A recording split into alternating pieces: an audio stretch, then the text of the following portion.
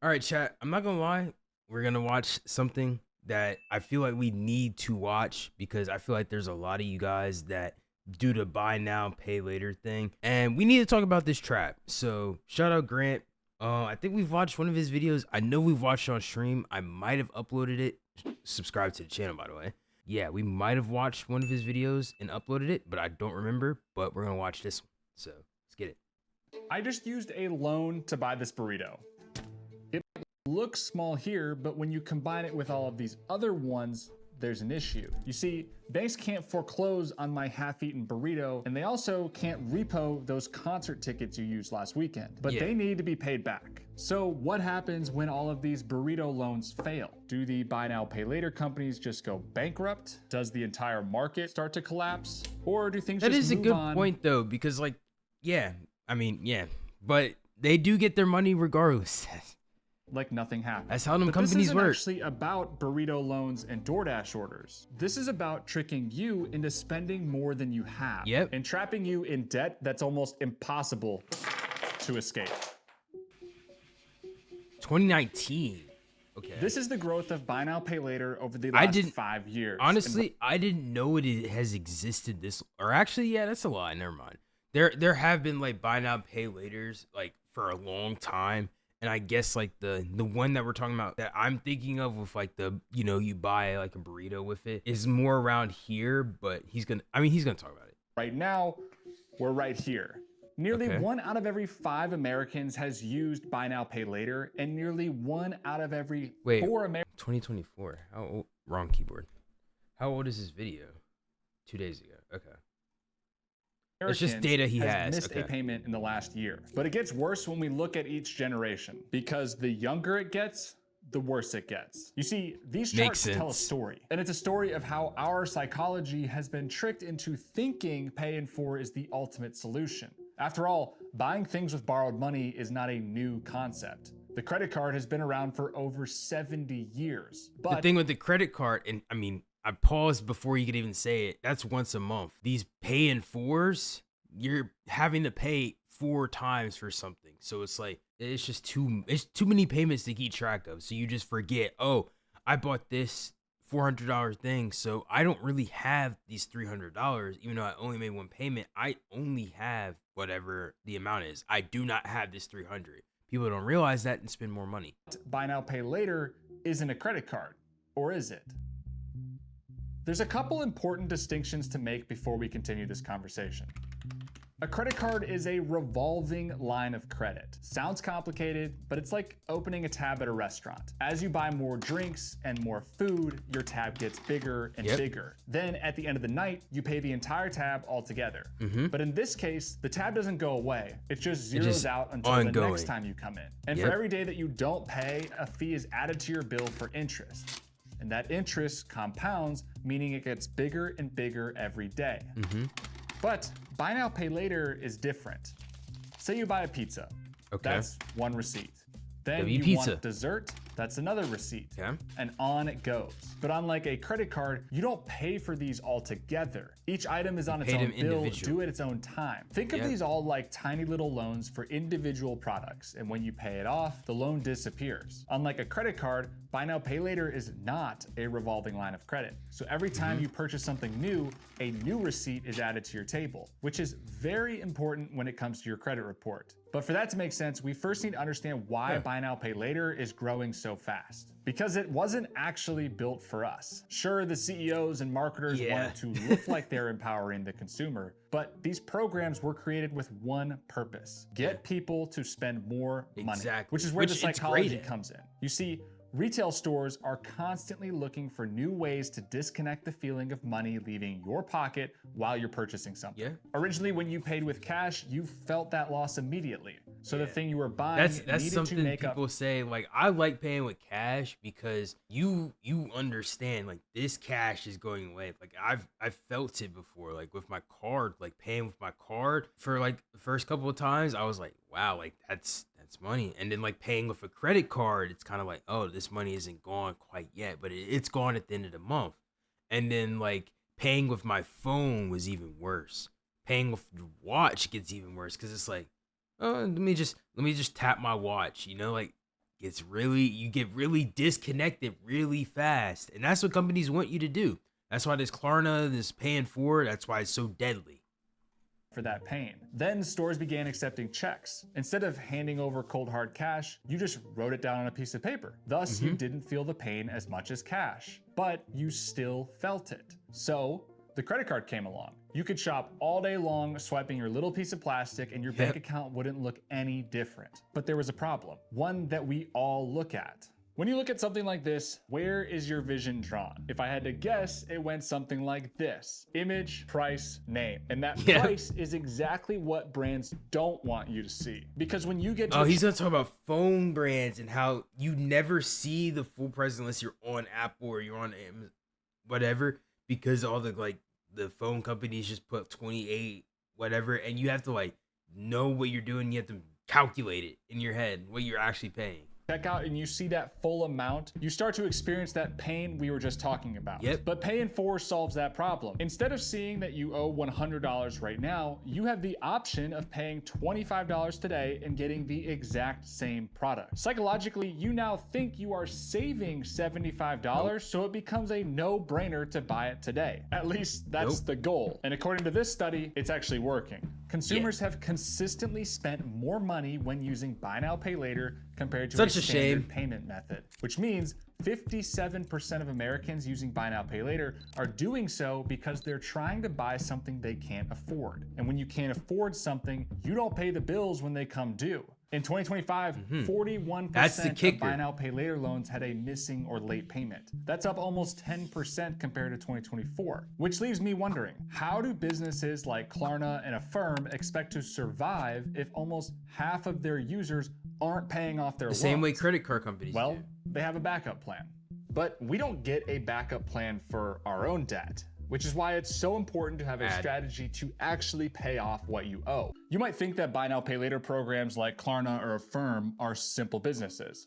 You want to buy something, and they offer the ability to split that payment, which means you they owe give you them money. But they're actually much more complicated than this because they don't have the ability to actually lend you money. The US banking and credit industry is basically a monopoly that's protected by the government. Banks and credit providers have to follow a bunch of rules that allow them to actually lend us money, which is why companies like Klarna and Affirm are not banks yet. In the US, Klarna is just a software company, and they serve as the middleman between you and the money you need to borrow. I know this can get a little confusing, so let's walk through a hypothetical scenario.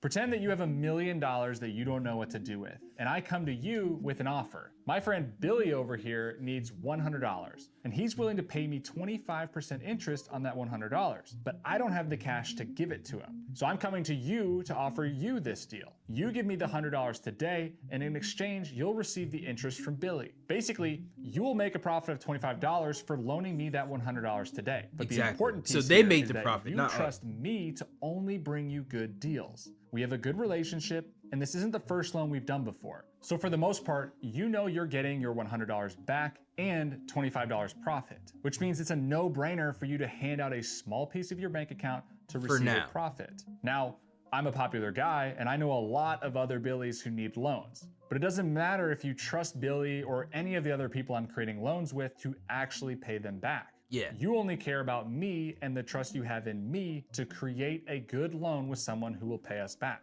And you're willing to take on the risk on an individual loan in order to profit on the overall portfolio of loans. So for every one out of 100 that goes bad, the others pay for that loss. In this scenario, you are the capital provider and I am Klarna. I'm really good at finding customers who need these loans, and you have a bunch of money that you need something to do with. It's just that simple. And it's exactly how these Buy Now, Pay Later companies are creating these high interest loans. But you might be saying, aren't these Pay in 4 loans interest free? And you would be right. But as the saying Up goes, until- nothing is free. Klarna and the other buy now, pay later programs have to make money somehow, and they do that by charging the stores for providing the option to their customers. Like we covered earlier, these stores will happily pay that price because they get more money from the customers by offering pay in 4. If you do the math on the fees that the stores pay, you realize that these free loans are actually very high interest. But even with that high interest that brands pay, most buy now, pay later programs struggle to turn a profit. Because there's another piece to this puzzle that we haven't covered yet. When you create a loan with a bank or a capital provider, you have to pay them. They don't do that for free. Even if you're giving them interest from your other loan, they're still going to charge you an origination fee. That fee covers the creation of the actual loan that you're going to then give to the customer. And that fee has been crushing buy now, pay later companies since the beginning. In fact, Klarna loses 24% of each purchase because of the origination fee. And 20% of a firm's well, this is just a bunch of numbers, but origination fee, that's the first time I've heard total about that. operating expenses go to losses on loan purchase commitments, otherwise known as the origination fee. In other words, they're just a losing different money every single time they open a pay in 4 loan. And that's not Yes. really a business model you can rely on for very long, especially It's like everybody's if trying to people scam stop each paying other back in this their situation. loans, Not which scam, is but exactly like, why they're get their changing the money's game. worth. Remember how I said these companies aren't banks, which is why they need to borrow the money from Because when somebody Klarna else. becomes a bank, they can charge more. Like, I'm gonna go full hand for this example, right?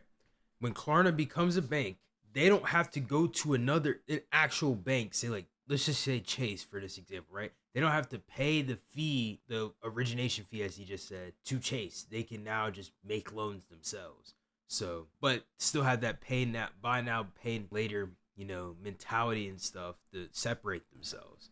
So Klarna, all these companies, that's their goal, is to become banks so that they don't have to go to a bank to get loans. Well, the way you solve that problem is by getting more cash under your name. Banks are able to lend money because we all deposit our money into them. Our money is then given away to other people to make more money, and then the bank makes more money, and maybe we make a little bit more too. But that's a conversation for another day. What Klarna cares about now is getting money in the door. And they do that by giving you a reason to give them more money. In July of 2025, Klarna launched their debit card, and they had 1 million new users within the first 11 weeks. But here's the thing. Those users were now depositing money into Klarna instead of just using the free loans. The more users that sign up, so now the more money is in their bank, and they can lend that the more paying for loans they can provide from their own piggy bank, which means that origination fee wouldn't apply. The goal of all of this being profitability. And if your goal is profitability, you need to find ways to diversify your revenue. So although they originally were against interest charges on payments, Klarna now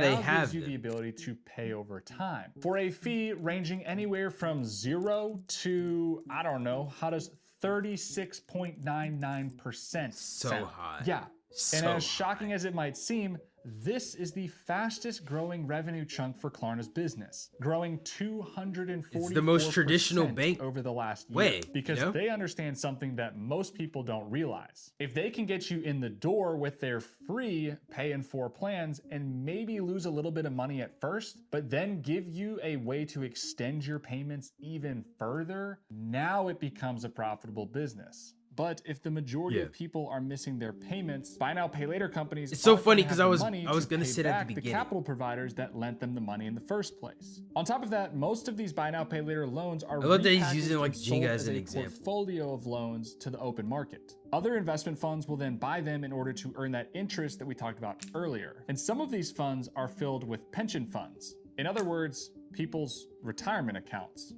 But similar to a story we've heard before, what happens when people can't afford it? What in the world is happening? Always got to think about it. They will happen. People just won't pay it. This could be the most serious recession in decades. Could we see another financial crisis? As much as the other YouTubers and finance gurus would like you to believe, the answer is no, because there's a size problem here. Over here is the buy now, pay later loan market. This is $128 billion.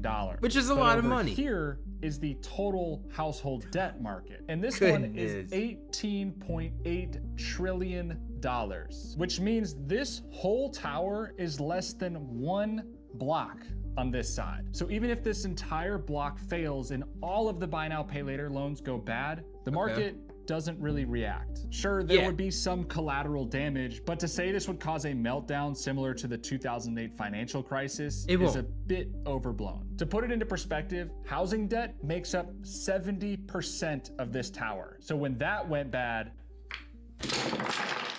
everything goes bad. But if we bring it back to the individual level, there are still a lot of problems with this. Buy now, pay later encourages bad spending habits, and it makes people think on a month-to-month basis, arguing with themselves that they can afford this $25 payment for the next 2 months. But usually, they're forgetting that they have 15 other $25 payments due at random times throughout the month because of all the other paid-for loans they signed up for. And now that these loans are being reported to credit agencies, they have even more weight on your financial future. Unlike a credit card that stays open because it's a revolving line of credit, and you see the total, loans are singular items. Once you pay it, that account is closed on your credit report, which you think would be good because it shows you can pay off your debt, but the way that those credit are scores accounts. are calculated, it could actually hurt you.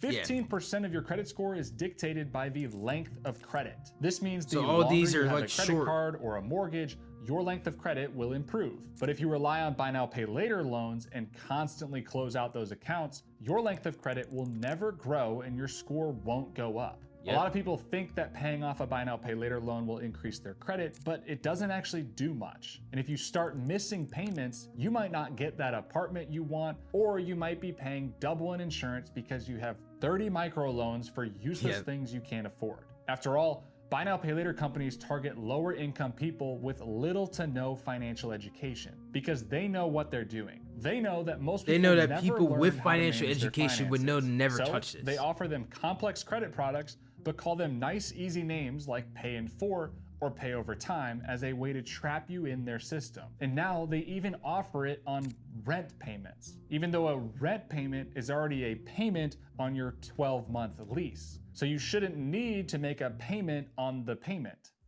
There's a reason debt is an $18 trillion business, and it's because banks know exactly how to make money off of you. And that's why it's so important to understand the basics of how this all works and what kind of traps you could fall into. And once you understand the basics, you can start playing the game. I hope this video brought you some clarity on the buy now, pay later program. It did. I may or may not have knocked this tower over about 15 times while filming. So if you want to subscribe, that would be great. If not, YouTube thinks you also might like this video. Let's see if they're right. Good call to action.